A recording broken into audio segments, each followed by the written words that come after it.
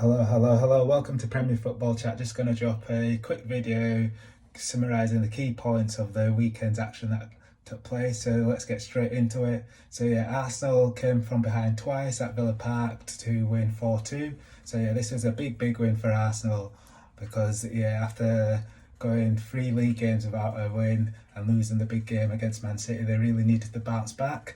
And they had to suffer in this game to get the 3 points, but they managed to do so.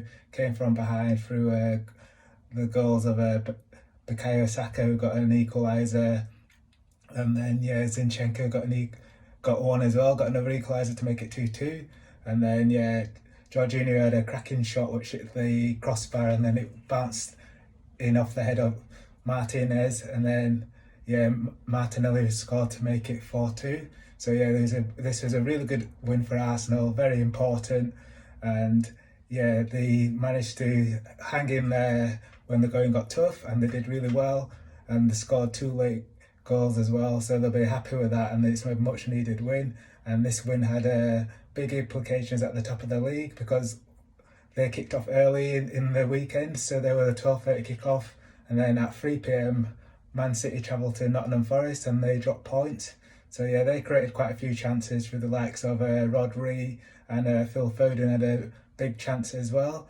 But he tried to square it to Erling Haaland, but he should have just gone for goal himself. And I feel like he's dropped off a little bit because he was doing well last season, but this season he's not really hitting the heights, and he's been on the bench quite a few times recently as well. So yeah, Erling Haaland had a big chance as well. So yeah, he missed the first chance, and then the ball broke back out to him, and he blazed over, and he really should have scored. So yeah, after that, then Forest managed to equalise after good work from Gibbs White, and he managed to find Chris Wood, who scored to the tight off.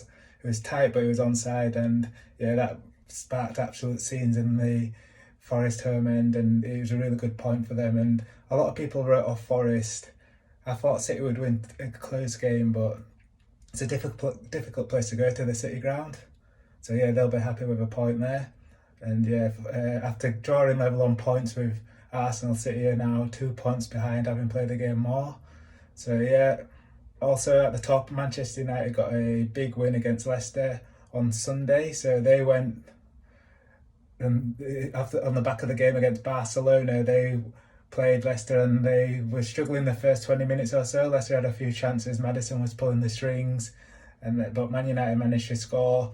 I think it was Fares he's called, or Fazes, who gave the ball away, simple pass from the centre-back, Leicester centre-back, and then Man United broke through, and then Rashford was through on goal. He looked to Garnacho as if he was going to square it, but when you're in that form, you just got to take it yourself, and that's what he did, and he scored. And Man United went 1-0 up against a run of play, and then after that it was all Manchester United. In the second half, Rashford scored another tight one for offside, and yeah, I thought it was offside at first, but then they drew the lines and he was just onside, so that made it 2-0. And then Jadon Sancho as well, who's come back into the side, and he's been really outstanding. He came on in the second half, and he's just got really good quick feet in tight spaces, and he managed to score to make it 3-0. And yeah, Man United deserved the win in the end after a poor start in the first 20 minutes. And yeah, it was really important that they got the win because they've got really big games coming up against Newcastle in the final, and then before that they've got Barcelona in the return leg, and then after that they go away to Anfield. So yeah, speaking of Newcastle and Liverpool, they faced each other at St James's Park on Saturday evening, and yeah, that was a pretty straightforward win for Liverpool. Yeah, Darwin Núñez scored quite early on after a lovely pass. I think it was from Trent, and then yeah, found him and he scored. And Nick Pope got sent off in this game, and that was a big talking point because he got a straight red because he denied a clear goal scoring opportunity when he handled outside the box. And yeah, that was a red card, which means he's missing the final.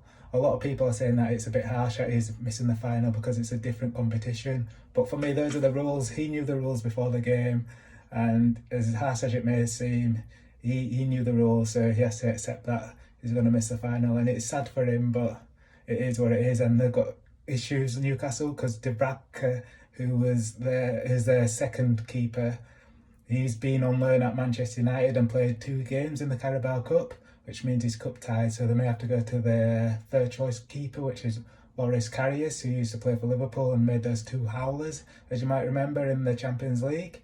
So yeah, they've got issues there in terms of the goalkeeper.